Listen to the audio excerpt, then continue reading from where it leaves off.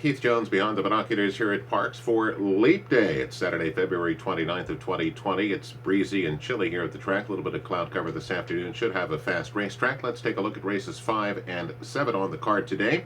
Fifth race, 7 furlongs, the claiming event. Horses in for 7,500 have not won a race over the course of the last 6 months. You have a number of horses in here that have competed against much better company in the past, but certainly seem to be on the decline at this point in their careers. They include horses like number 2, Draxall Woods, number 3, Dodd's Private Label, the 4, Winning the Medal, the outside horse number 11, Your Nose Saint. If they could run back to some of those races that they have had in the past, certainly would be dangerous in here, but they all seem to be on the decline at this point in their career. And with that being said, I'm going to take a shot instead with number 8, Matchup, who comes in at 5-1 for trader Mary Pattershaw.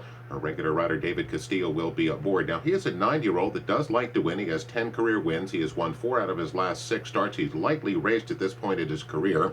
Now, back at Penn National in the middle portion of August, he was just beaten only a half length for 16,000, and then took 5 months off and was on a huge drop back in classic additional $4,000 spot at Penn National. Don't get much lower down on the claiming ladder than that, but despite being laid off, Matchup did respond with a victory that afternoon as the 2-1 morning line favorite, and instead of jumping way up in the claiming ranks back to some of the prices that he had run at before, Mary is just going to ease him back up the claiming ladder into this consensual $7,500 spot.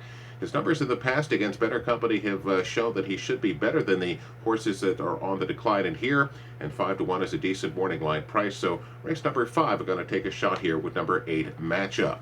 Take a look now at the 7th race, another claiming race. We'll go 6.5 furlongs for 12,500. Joe Taylor sends out the entry of number 1, EJ's Revenge, the 1A War Bridle. Both of those horses coming back down in class. They have been running against better company. Of course, anything that Joe sends out, you better take a second look at. I also think the 3 Private Parties probably going to take some money for trader Mike Pino. Had a huge effort 2 starts back. Was not able to run back to that effort the next time out off an $8,000 claim. His victories have all been against lesser company than this 12-5 spot.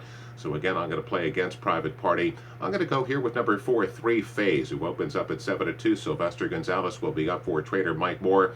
Has competed well against this kind of level of horse in the past. Took a little bit of time off and came back in a state-bred allowance last time out down at Laurel. Finished 5th, got beaten 4. So a decent effort, not a terrible effort off the layoff. Prior to that, did run a good second at a conditional $16,000 spot here in November. Shows a win for $12,500 here at Parks back in October.